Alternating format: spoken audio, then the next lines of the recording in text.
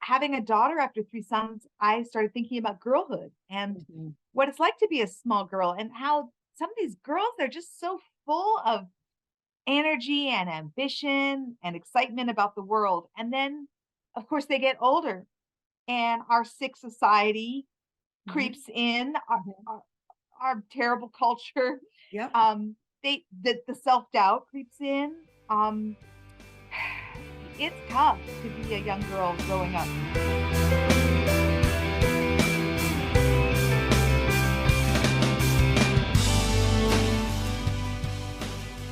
Welcome to our latest Book Reporter Talks to interview, our second of the year. Our guest today is Allegra Goodman, and we're going to be talking about her latest novel, Sam, which is a Today Show Read with Jenna selection, which is pretty big news, first one of the year.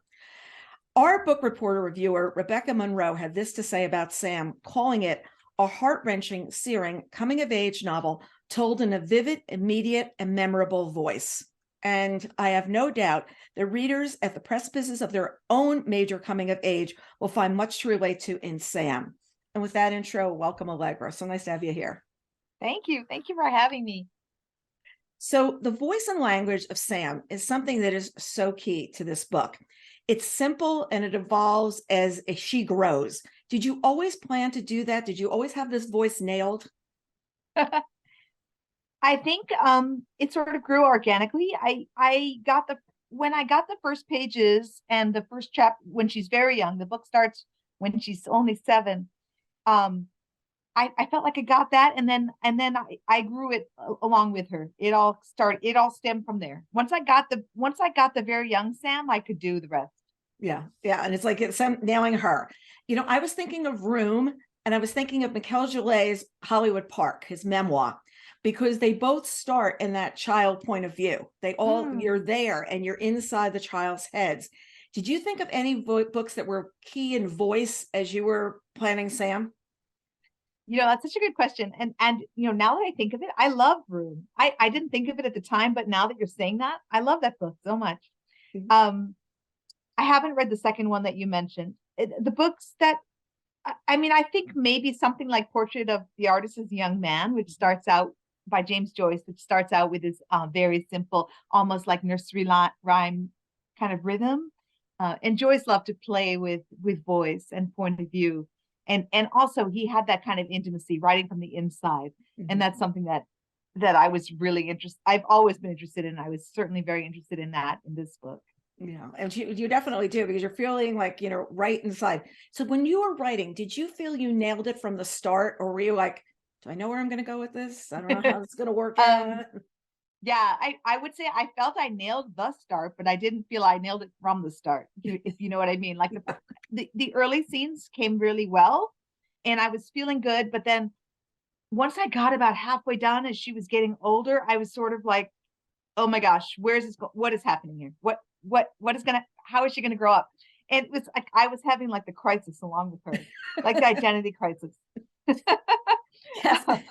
It's like, okay, wait, what would she do? I don't know. Yeah. That's not a good path for her to go. But I have to send her there. And also, I make a lot of mistakes when I write, and I was just sort of like, will she do this? Will she do that? And I was trying different things, and I started calling her my problem child. I started calling this book my problem child. It was because it was like I was so invested, and she was. I was so afraid for her as she was growing up too. Right. There's this sense of like your heart is in your throat sometimes when you're writing her. I can't speak for the reader, but anyway, I would say I didn't feel I nailed the end from the start. Got it. So that's what you're doing.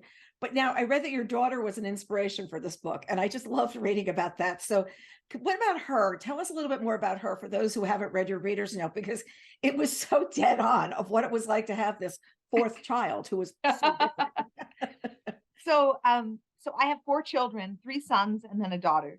And my 3 sons were like the well-behaved ones. They loved to read. They would be in the same place. If you turned your back and then you look back 2 seconds later, they'd still be there. Then I had a daughter. She was not in she'd be gone. Like, you'd look around and it's, oh my God, she's up the stairs. She's climbing the walls. She literally climbed in the insides of the door jambs, the way I described Sam. So some of that early stuff. She's definitely not the same character as Sam, but some of the childhood stuff I took from having this sort of rambunctious daughter. And having a daughter after three sons, I started thinking about girlhood and what it's like to be a small girl, and how some of these girls, they're just so full of energy and ambition and excitement about the world. And then, of course, they get older and our sick society creeps in, our terrible culture. Yeah. The self-doubt creeps in. It's tough to be a young girl growing up. And I was really interested in writing about that. And in the case of Sam, writing about that in terms of a young girl growing up who, she's not homeless or anything, but she's not tremendously privileged either. Right. Let's just say her mom is a single mom, really a good mom, but like really just trying to work with what she's got here. She doesn't have a lot of the advantages of some of the other kids that she meets, her friend Hallie, for example. So I was just interested in all of those things and working on that in this character. Yeah, because then you have somebody who, she's not coming from privilege. She's coming from a family that's stressed. Her mother is constantly stressed. Yeah. And everything is, Sam, don't climb up the doorway. Oh, don't do this. Don't do that. And her brother, I love his name is Noah, but he thinks his name is No because he's told no so much because of what he's doing. So this is a woman you also have to look at the mother's point of view in the whole thing. And I think that Sam is such a big character that all of a sudden the mother comes into play when you're really looking back. When I was doing notes this morning on the book, it's like we've got this woman who is trying her best, who has made mistakes in life that are now severing big repercussions on her children. And yet she's trying to raise them to not be her in a lot of ways or be safer than she is. Am I right there? Absolutely. And if this book is about being a girl, it's also about motherhood and about being a parent. And I think that when I was a very young writer and I started writing very young, I don't think I could have written this book before I had the experience of raising several teenagers. So it's very much her mom's book as well. And one of the interesting things about the book is, the voice gets older as the book goes on, but also Sam's perception of her mother changes, and of her father and of the people around her. It opens in a way so that she understands both of her parents very differently as she grows. And I think that is a big part of growing up. Just sort of, you have one idea when you're a little kid where your dad is just so much fun and your mom is just, she says she's tired all the time. Nobody knows why. Why is she so tired all the time? Well, she starts figuring that out as she gets older. It's not Little House on the Prairie. I mean, she's got a washing machine. She's got a dishwasher. How tired could the woman be? And that's the way the kid is thinking. She's not seeing anything else, Right. I love that Sam at one point notes that climbing is like a puzzle, but better as you are the missing piece. I really love that line because she's seeing that to get to the next point and everything is you and you moving along. And I thought it was such a good metaphor of what's going on in the book is she's getting to the next point and she's the one that's carrying the story along. And it's not your mom's story. It's not your dad's story. It's yours. And for a long time, I think kids are made into be whoever their parents are. And then they kind of break out of that mold. And I was just thinking that, Yeah, thank you. When I think about that, the climbing, I didn't want to press hard on that, but what I think is interesting about the climbing is not just getting to the top, but the strategies.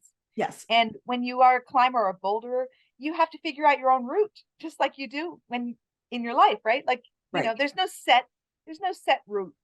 It's not like a race from one end to the other with lane lines, It's not swimming. It's not just get to the other wall. It's get to the other. It's like, how are you going to get there? Yes. You have choices. Should you put your hand here? Well, if you do that, then what do you do with your other foot? I like that mental part of her, she is, and I was interested in writing about this character who's very physical. She is an athlete. She's very much in her body, but really so much of that sport is mental. And she has that sort of spatial intelligence to be able to do that. And strategic. Yeah. So at first she's climbing the doorways, then she's climbing walls. She's climbing something. Okay, so did you spend any time climbing? Have you ever done that? I am not much very athletic. I am a swimmer. I like to swim from one end Oh, to the yeah. other. It's a strategy thing. Well, in real time, I'm not good. So I'm more like Sam's first boyfriend, Corey, who says, I repelled in camp, like that's his experience. I'm sort of at that level, but Yeah. two of my children do like climbing. And I've watched climbers both indoors and outside on boulders outside. And here in New England, we have these massive, beautiful granite boulders. Great places to climb. My younger son belonged to a climbing gym before COVID, and he just loved going over there after work. And a group of them Yeah. would go and just, go up the wall. I love watching outdoor endurance films. Like I'm the one that wants to go to the Banff Film Festival like every year down at Princeton. And the ones with the climbers always have my interest because you're right. It's a strategy of how you're going to get and move. I remember watching Free Solo with Alex Oh, Honnold, yeah, I've seen it. El Capitan, and he's going without ropes. And Yeah. just being wowed by what he was doing. And during your research, did you watch any films either? Because you really understand where you put your hand and where you. I've watched films of competitions, and I have watched Free Solo, and I was really struck by that. I mean, I thought it was crazy, but what he did, but one of the things that really comes out, it was his name's Alec Horngold. Honnold, I think Hornold, that's right. Yeah.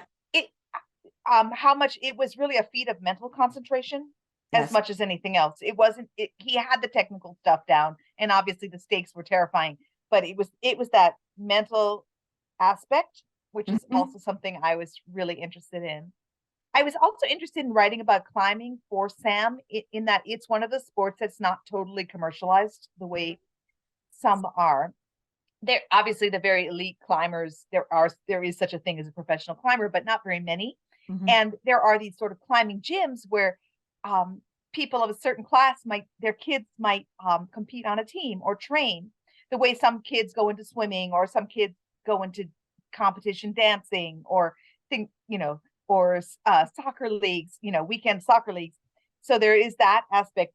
And then there are the kind of people like Sam's dad who are kind of go out into the woods and just climb for fun. And they're like, that's sort of more of the hippie, like old time, climbing as a way of life, And I was interested in sort of those class distinctions with the sport, and sort of where Sam would fall there.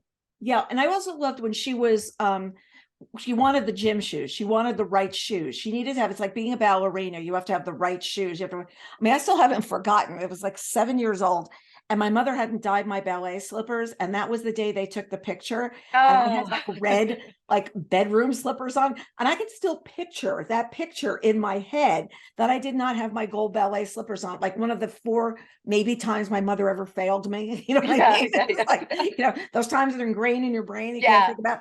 But it was her having the right thing was a big deal. And when her mom got her the right shoes, and then you realize your feet grow. And then like, now what are you going to do? You have to do this again.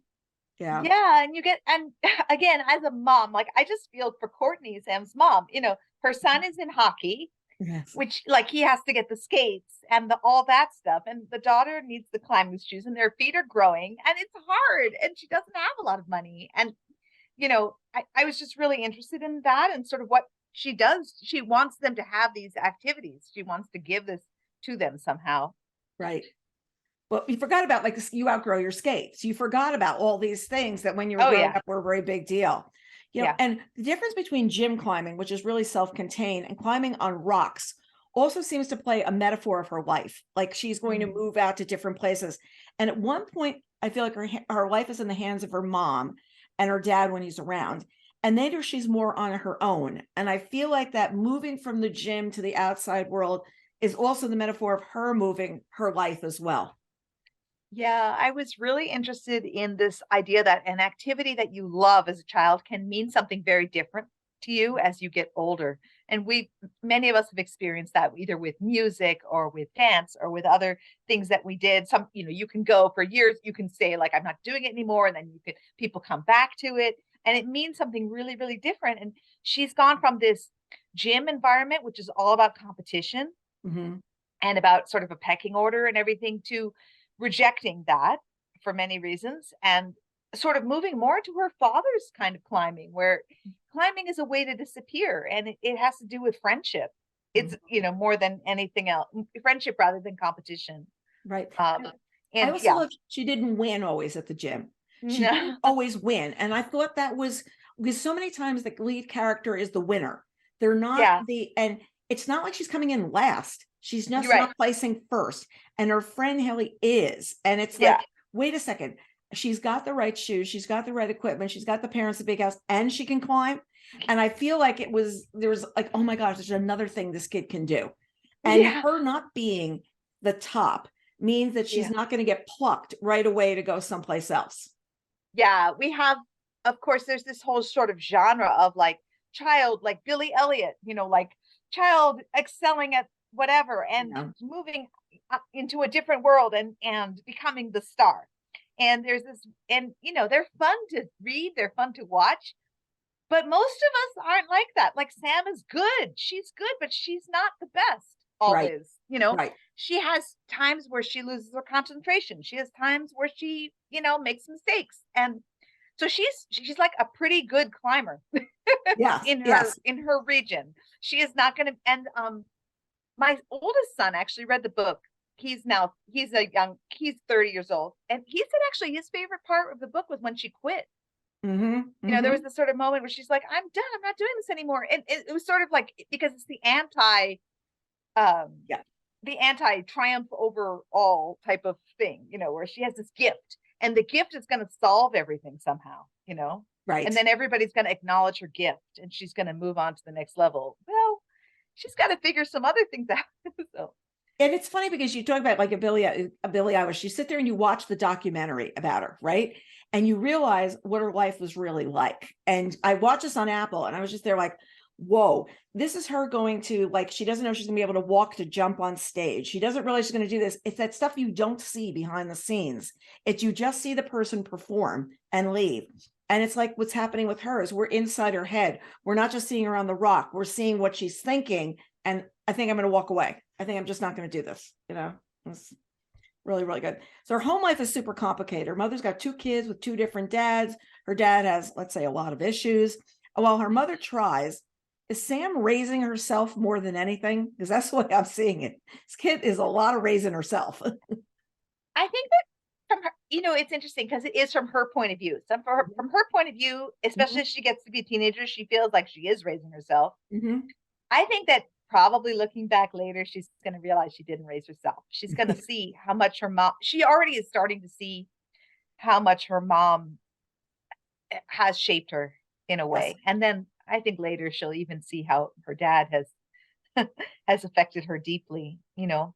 So yeah, it's interesting. There's a tension between this desire to think that we raise ourselves, that we invent ourselves, we teach ourselves, and also the reality that we are very connected to the people around us, that our parents are, her, even her brother Noah. It just like has a deep effect on her. Deep bond, deep bond. Courtney's made these choices in life, namely with men that have really impacted her children because there really are no men on the scene. They come in, they drift out, and it's never really good of what's going on. And she wants something solid. She wants something safe for these kids. And every time the men come on the scene, it's like whatever progress she's making, she takes 10 steps back. Mm-hmm. And it's almost like just go away. Like just okay, like you help me have these children. Now let's just, move out of my life. And when Sam has something happens with her dad, I don't want to give anything away. She's got to then say, like, this is what happened. This is what's going on with your dad. This is the reality of when he goes away. This is what's happening. And you think about her as a mother, not only struggling with everything, but struggling with how to tell this child, the man that is your father Yeah, is troubled. He's in rehab. He's here. He's there. yeah, yeah, yeah. I mean, for me, I love the character Courtney. Like, I have so much love and respect for her because she she sort of she's trying to shield Sam on the one hand, and she's also trying to be real with her on the Right. other. And at the same, and also there's some love there for her, Sam's father. Like, she tries to say that he has gifts. He is a Mhm. remarkable person, and Mhm. she doesn't deny that. Mhm. Despite, maybe that she's been hurt by him, that she's been disappointed in him. She she tries to give him his due. you know? Mm-hmm. And so I would say that her feelings toward him are really, really complicated. Mm-hmm. And, It's like that the comes car's through. not going to go, and he goes like, this is how it starts. Like, this is what we have to do. This is how we go. This is where we go. The Times review, the New York Times review, talked about Sam as a girl at risk. Her home life, maturing, climbing. Was risk always at the back of your head as you were writing? Like, oh my gosh, this girl is taking so many risks. She's taking Yeah, risks with boys. She's taking risks climbing, everything. yeah, definitely. I just worried for her the whole time, even though I was writing her, if that makes sense. Yes, it does. There's that push and pull between the character and the author. And also, but I wanted, sort of like Courtney, I want to be real about her. It's not a fairy tale. It's not like then she got to be a champion and then she got a scholarship or there weren't any of these events that were gonna save her. She's got to climb her way up by herself, so I wanted to show how that happens. And it's also true that you get she is damaged in some ways. Like, some of her experiences are not all positive. There's kindness in the world, and there's also abuse and violence and disappointment and loss of innocence. And I couldn't sugarcoat that. No. She matures and she becomes less confident about herself and her choices because she realized there are risks to what's going on. I remember jumping off a very high board when I was about 7 years old. Like, my parents couldn't find me, and they looked, and my mother says, "Oh my gosh, look where she is." And I was like waving, like, third from the top on the ladder, right? Yeah. Just walked off towards the end and like waved and jumped. And I probably went like, 3 times like this on the way down. I was little, and landed in the water.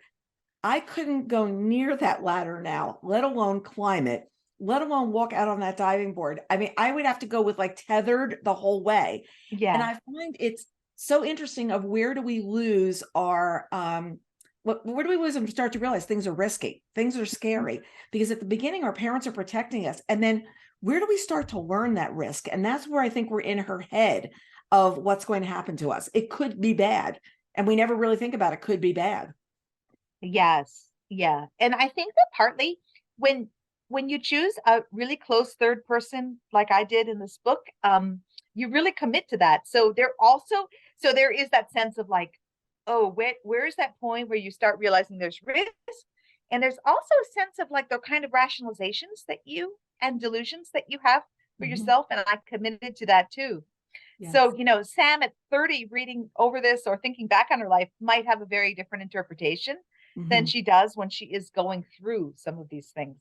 And she's telling herself everything's great, or I'm in love, or, this is, or this is the end of the world. 20 years later, she's going to think about this differently. Think about it completely differently. At one point, her mother cautions her about her coach, and she sees what he may want from Sam. Okay. And her mom saying it, she starts to see him differently, because before it was, oh, this is all fine. And then wait a second, what is mom saying here? What is really going on? She still wants to spend time alone with him, but now she feels like she's harboring a secret. Like, is it wrong? She craves him in secret, but she gets the risk. And it's that idea of, we were talking about before, of men preying on women, but her mother is telling her, and then that's like the go light goes on of, wait a second, what am I doing here? Am I onto something there about what you were trying to do? Yeah, I think that's there, but at the same time, she likes it too much. And I think that one of the scariest things for her, because she has a father who has taken too many risks, and his behavior is to recognize that she likes risk herself, and that she likes having that secret. And that's very complicated. And again, we're sort of seeing it in real time. We're not getting retrospection on this. Right. So yeah, it was complicated and really interesting to write, and very cool to live through. And I love all the red flags. In the moment. I love all the red flags he's putting up, that like, you can't do this, you can't do that, you can't do the other thing. Whereas later on dating, you'd sit there and say, like, forget this one, like completely not. But she's not at the point where she's going to sit there and say, these are all red flags about this guy. Like, forget it. This is not worth spending my time with. And it's interesting because when we're young, you don't see that. You don't understand what you want. It's what you want to be Sorry doing. about my phone. Good. Absolutely. Like this, she is not going to say me too when she's 17. Right. Right. When she's in Exactly. the middle of it, and she's not going to see that this is like a trend and this is something that's happened to women. Like she doesn't stand back and see those things because she's experiencing it. I mean, this is why people wait 20 years to talk about this stuff. And it's why a women's gymnastic team could have so many women go through the same thing and never talk about it to each other. Totally. And it's so common. And for her, like for an older person, objectively, they could say this is a black and white situation. For her, it's very much a gray situation. And she also has to confront her own. What about her own feelings? Right. She's, so she and she does blame herself as she will be taught later on not to, maybe as an adult. Yeah. But she's not there. No. She hasn't told people. She has not gone to her guidance counselor and discussed this and heard, and she doesn't have that vocabulary yet. I think we don't remember, we forget how complicated it is. And it's getting more complicated earlier and earlier for kids. I mean, you're hearing about kids getting their period at like when they're 8 and 9 years old. Mm-hmm. So you're going through all these very different hormonal feelings at a much younger age, even than you went through this before. And then also it's, who do you go talk to? Do you talk to your friends? Who's your guiding light at that moment? And who's that person that's really going to be there for you? And a lot of times you're putting your faith in somebody who's like your coach, because your coach is helping you. And then you find out, well, not quite the way you think, Right. He's the one she wants to confide in. He's the one she turns to. Unfortunately, yes. Like he's not neutral, Not neutral at all. Not neutral at all. I loved when she thought she was part Jewish. And she thought that her first thought is that she doesn't get 8 presents. And why doesn't she get the 8 presents? I grew up Catholic, and I remember thinking it was pretty cool to celebrate for 8 whole days. And it seemed the right thing for her as a kid to grasp onto is like, wait, if I'm Jewish, where are my presents? Like those are the things that I need to know right now. And then she's like shocked because her dad says, casually, like, I am Jewish. And she goes, what? And he goes, because she wants her 8 presents, and he goes, I'm non-practicing, like that's a really good line. I'm not practicing. That's the reason I'm not practicing, especially not that part of Judaism. Like, I'm gonna pick and choose. That's not one. You know what I mean? Yeah. Oh my gosh. Tell us about when you wrote Sam, because you didn't write it sitting at home. You didn't write it sitting in some great writer space someplace. You sort of wrote on the fly. So tell us about that and how you think it influenced your writing the book as well. Yeah. So when I started writing Sam, I was commuting up to Beverly from Cambridge, Massachusetts. So Beverly is the North Shore of Massachusetts, is on the North Shore. It's about, it's like an hour drive from my house where I was going, because I was taking my 3rd son up to high school there. And it was a reverse commute. So it didn't make any sense for me to come home. It was sort of like bumper to bumper going into the city. And we kind of zipped up there in an hour. So I stayed up there for the school day. And that was where I actually got the idea of writing a novel set there, as opposed to down in this Cambridge where I live, or close to Boston where I live. I just really fell in love with the ocean up there. It's, you could just walk to the beach. And I talk about that in the book, and that whole scene is a small town. It's very pretty. They're also, there's some very affluent people there who have big houses, and they're also just like a lot of hardworking people there who live there, not because of the beach. I grew up on an island. I grew up on Oahu, and we also had a North Shore. But so I always say this book is set on the North Shore of Massachusetts, because when you're from Hawaii, the North Shore means something different. It has to do with surfing and stuff. Like yeah. I watch the surf films too. Yes, there you go. Yeah. I think climbing and surfing similar with the sport in sporting. They are. Did you surf when you were in Hawaii? Did you surf? No, I mean, I love swimming and stuff, but I could not. I don't know how to like surf on a long board on a big wave. But I knew people who did that in school.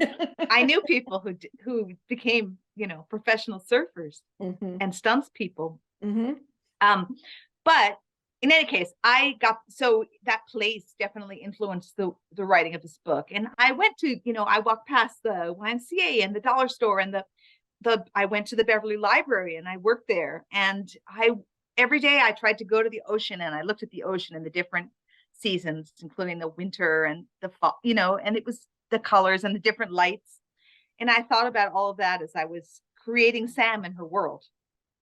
So you're doing that, and at the same time, your son gets vacation from school, and you're like, "Wait, no, I need to be up there." Like, no, Well, there's a long weekend. Wait a second, I've got a chapter I want to be doing. It makes it a well, little let's bit just different. say a little goes a long way, and I didn't miss the drive when he had vacation. I know, really, seriously. It was a really, I was like tired all the time. I think we were both tired, but I was especially tired because I did the driving. But the two of us listened to a lot of audiobooks going up and down. And that was also very inspiring to me, hearing the voices of these audiobooks. And we listened to a lot of classic novels. I kept a log of it, and we listened to over 60 books. So and because he loves literature and he is very much an oral learner. So he will listen and retain everything. Lots of Dickens, George Eliot, we listened to the Iliad and the Odyssey. We listened to Moby Dick, in all the different weathers, and it really kept us going. I have to say, it's not an easy drive. There are a lot of trucks, and there's a lot of fog in the morning. It's like, and there are a lot of sort of interchanges. Our roads in Boston are not like a straight shot. It's not like LA or something like that. So no, it's not like you get on the 5 in the morning and go straight to San Francisco. Not like that which at is all. right. Exactly. No. No. But and what? It's interesting you say that, because we used to commute into the city. We had an office in the city before the pandemic, and we went in. I mean, I commuted into the city for 25 years, and besides that, before, when I was working at the magazine. And yes, we listened to a lot of audiobooks, and listeners probably have heard this story before, but it was very funny. One day we got in the car, and it was like 3 months later to drive into the city. And my son was like, turn on the audiobook. My son goes, "What? They're still there?" He goes, "Wait, they didn't move in all this time?" And he goes, "I forgot about this book." He goes, "Oh my gosh, here we go again." So it was really funny, but that sounds like my son. Yeah. I don't listen as much now because I'm here. And we recently got a hot tub, and I like to go sit in warm water. I'm a swimmer too. It's like any kind of water, I'm a happy person. And I was out reading a book, and I didn't have the jets on. And my husband's going, "What are you doing?" And I said, "I'm just enjoying sitting in the water. Like, it's really okay." Yeah. So then I was listening, and I was like, "Oh, this would be a great way to listen to an audiobook, is just sitting here and not worrying about getting something wet." So I was, okay, now what am I going to download? And you start thinking about, like, when you're gardening, why am I wasting this time when I could be, listening to a podcast or a book or something? Why am I not doing this more? And I have to say, some of the readers are so good. Yes. That it's just such a treat. Like, they perform it. And my son and I would just like laugh out loud sometimes, or like, it was just great. It's like having a theater in your car. That's exactly.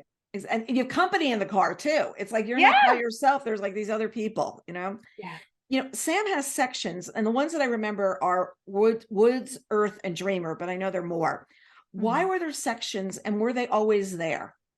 Oh, that's a good question. Yeah, originally I did not have sections. In my first drafts, I think I did not have sections, and I don't remember whether my editor suggested it or my agent, but there was this idea that like it kind of hurtled through. It's a very fast book. It reads really, really fast. It's the kind of thing people have said to me, like, I sat down and I read it in one day, Right. I think the sections slow it down a little bit. And because it's so much from her point of view, it frames it a little bit. It allows me to kind of give the reader a little breathing space and frame what the different periods of her life. So I thought they were useful in that sense, sort of, rather than hurtling so fast.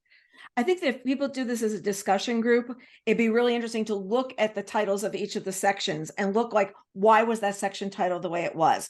Because so many times an author does this with a very determined point of view of why they're doing it, and we skirt over it of turning the page or just this. And like, well, wait a second, why is this called Woods? Why this is called Earth? Why is this called Dreamer? That's a great idea.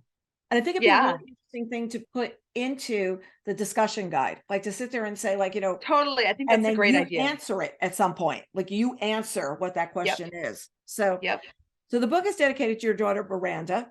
And what did she say when she saw that? Like, well, first she was like, she was kind of shocked and she was kind of flattered. And then she started reading it. And then she goes, and then she saw some things that looked like her. She recognized some things. But then she saw that as Sam grew older, that her life diverged, and I think she looked at that with like a mixture of like relief and She said, "Oh, I'm not, she's not me." And I was like, "No, I was inspired by you, especially when you were little, Right. especially the parts where Sam doesn't like to read. My daughter didn't like to read when she was little. And then my daughter said that she thought she deserved some royalties for inspiring the book. She's 20 now.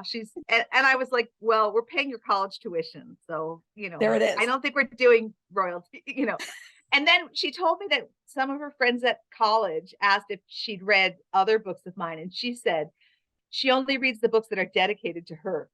So I love it. I love it. I remember you talking about, okay. Yeah, she's a character.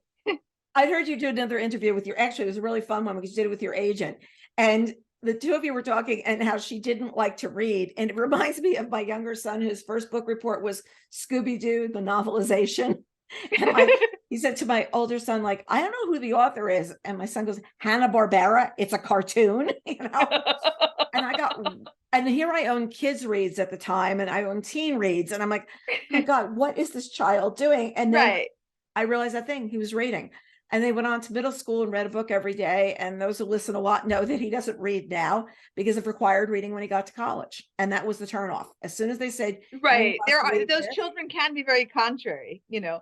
And I mean, I didn't have that conversation. Like, there's a conversation in Sam where her mom's sort of like, what don't you like about reading? And Sam goes, the books, And I mean, my daughter never said that, but she used to walk around saying, I hate reading. And I think it was partly because her 3 older brothers loved it so much. And both of her parents read so much. And she was so active. And she kind of walk around and we'd all be sitting in different chairs reading books. And she would be like, let's get this party started. Like, you guys, you're so late. So she does read now, I should say, but very differently from her other, there are a lot of different ways to read. There's no right or wrong way to do it. Some people, like my oldest son, who's an economist, he inhales books. He reads everything, fiction, history, biography, like everything. My second son only reads nonfiction. Right. And only did from when he was very small. When he was a little boy, like 6, he went to the librarian because I dutifully took my kids to the library every week. And he said, I want a book about the first Thanksgiving, but it has to be a true book with pictures, with photographs. And so she found him like a reconstructed Thanksgiving book from Plymouth Plantation. I mean, he still reads I have to force him to read one fiction book a year. I try to get him to read one novel a year. One. Third son is really into fantasy and science fiction and history. And then my daughter, if she finds the perfect book, she will sit there and she will read it and nothing can stop her from reading it. But she's so picky. It takes her a really long time to find that perfect, like she's not, she won't read just anything. Right. So, everybody has their different relationship to books. Yeah. It's all good, They've all got their little quirks about what they're going to do. Yeah, we all do. My older son reads a lot for information, a lot of nonfiction. He's in the Falkland Islands right now. He put together this crazy trip that he's on that I only found out about like the night of my birthday in December. When I said, when are you coming back? I said, now, wait, I know you're going to the desert and you're going to Death Valley on the 26th. When are you back? And he said, the 23rd. I said, what do you mean? Not the 3rd? And he goes, no, then I'm going to Chile and then I'm going to the Falklands. And I was like, oh, this is very interesting. Wow. I feel like they read for information in a very different way. And my younger son spends a lot of time, and it's a new trend that we're seeing happening a lot with a lot of younger people is YouTube and Reddit are where they're getting a lot of information from. They'll watch YouTube on how to do something. And instead of just reading about it, they'll read Reddit for controversial information instead of going to a Twitter, instead of going whatever. And I always said there's always like one step ahead. You've got to see like where the next thing is going to be, because it's not always being an influencer, though everyone thinks they are right now. Maybe it's an influencer at 12. Yeah, I totally agree. I think that it takes sometimes it takes a little time to unplug, but sometimes young people really want to unplug with a book and they crave it, So that's very exciting. Because I think a novel can still provide that sort of immersive experience that nothing else really can. Well, when somebody's saying to you they read the book and they just sat down and read it, that means they got very caught up in your story and did a brilliant job of dropping them into it. And I think that becomes That's something that you can take people away from the everyday world that's Yeah, around right. where I so know. much is happening, you know? Yeah, it's a great compliment. It's like, okay, so you're saying you weren't looking at your phone, you were just like in the book. Right. That's so awesome, you know. It So still happens. you've been writing for over 30 years. This is your Mhm. seventh novel, I think, seventh, or is it more? So I was on your Uh, website counting. I can't remember. It's like seventh, maybe seventh. And then there was a nonfiction book. It was on the website this morning. Does it get any Yeah. easier? Does it get any easier as time goes on, or is it like, oh yeah, again? I think the problem is it's sort of like, you know how when you have children, like every kid is different, so that even if you have experience, it's like your brother loved that. Why are you crying? You know? So so each book, especially if you write very different books the way I do, each has its sort of opportunities and its challenges. And Mhm. so and that's what kind of makes it doesn't get easier, but that also makes it fun. It's always different. It's all different. It's all Um, different. Well, look at one thing too. Was the title always Sam? Was it always? it was always my working title, and I always thought, oh, that's just my working title. I'm going to figure out of like a really clever title for this book. And every title, everything sounded pretentious Mm-hmm. because it's so much about her and it's so much from her point of view. Mm-hmm. So that is why it ended up being the title. And I'm looking at the cover, and when I saw the cover of the galley, which is where I read it, I was thinking it's a close-up of a woman's face. And a lot of times in books these days, we're not doing that. It's the back of a woman walking down a street, because often they say that this will give the reader a view of who the woman is. And they may not think of Sam like this. They may not think of her like this. So there was a decision to put her on the cover, put a woman on the cover. Where did that come from? My agent and my editor talked, they had very strong feelings about it, and they were looking for like the perfect picture. And they found this picture, and I agreed with them that it has this kind of intensity about it. It's a picture of a girl without objectifying her. Right. She's staring you down. She's looking at you. It's not like we're gazing at her. She's like looking at us. And there's a lot of intelligence and character in her face, and sort of enigmatic at the same time. So I thought it was a beautiful picture. And then I actually really liked the hot pink. It's sort of, Sam is a very ungirly, she's not a girly girl. Mm-hmm. And it's almost like she's looking out at you like, I dare you to use this hot pink Yeah. on my Yeah. name. And I like that tension between the picture and the title. And I liked it because her eye is actually looking very intently at whatever she's looking at. And she's not smiling. She's not grinning. She's just like, her eye she's staring at something. But it's interesting because usually we don't have a person on the cover these days. And it was like the first one I've seen recently where you could actually identify who the person was. But you do think Sam could be like that, as you read. Yeah, I think that she's intense. She's thinking, she's looking at us. She's not a pretty face. It's not about her being pretty or anything like that. To me, it's just enigmatic, and it makes me curious about her. And she's also So in the I love the cover. She's also in the shadows. She's also in the Yeah. shadows. So Yeah. there's something about the way the light is on her, but there's shadow around her. Mhm. I like the way it says She's a novel. emerging.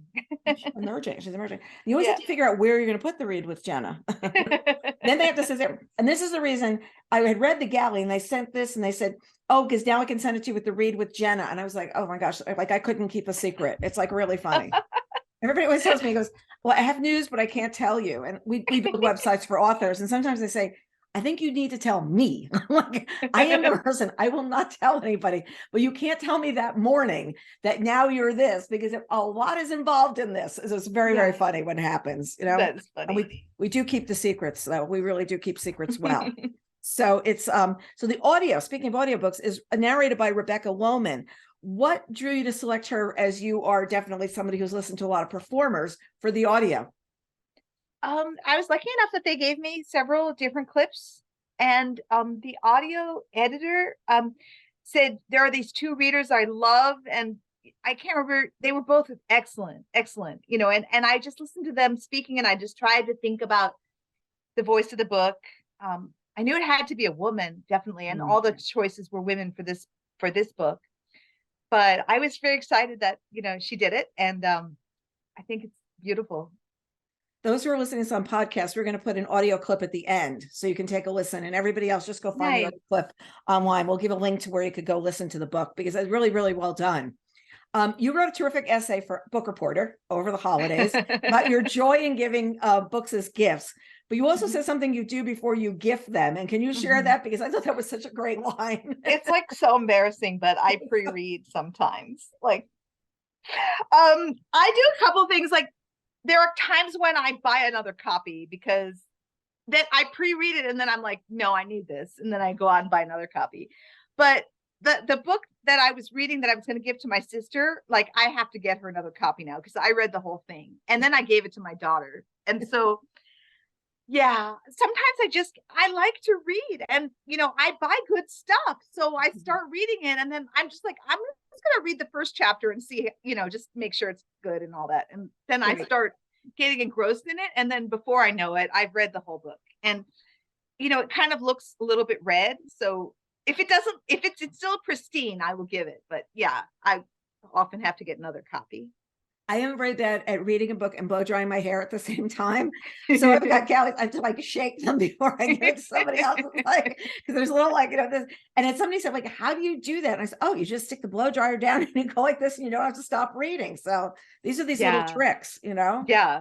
Well, I also like to keep a book at all times in my car, like, which I got in the habit of when I was ferrying my children to like ultimate practice. And my daughter's also a dancer. I very much relate to your story about the dancing shoes, and all that. So I always like to have a book there because sometimes you're in a parking lot waiting to pick somebody up. Yeah. I was at a doctor's office last week and they said, well, you're going to be waiting for a little bit. We're waiting for something. And I turned and I said, not a problem. I'll be a lot of people answering. I'll be answering email. There are a lot of people that are going to be really happy I'm sitting here right now. Yeah, exactly. If I was back in the office, it's like free time. It's free time. Yes, no, delete, there we go. Also, and what might be humor to you, I had no idea that you had a grandchild. I didn't think when I watched you on an interview and even today that you were old enough to have a grandchild. And it was just really funny. And then when you mentioned buying books for him too, when I was reading the piece, I was like, this is really interesting. Oh my gosh, buying for a grandchild. Remember my son's, his godfather bought him How Many Bugs in a Box and More Bugs in Boxes. And I was sat there trying to figure out if these were good books. Isn't this like really weird? Like he was a baby. And are these good books? And I went out to buy him every book that author created with these pop-ups and whatever. But at the beginning, it was very much going to Barnes and Noble at lunchtime and walking through the store and deciding what to do to build his library, which is now in boxes in the attic.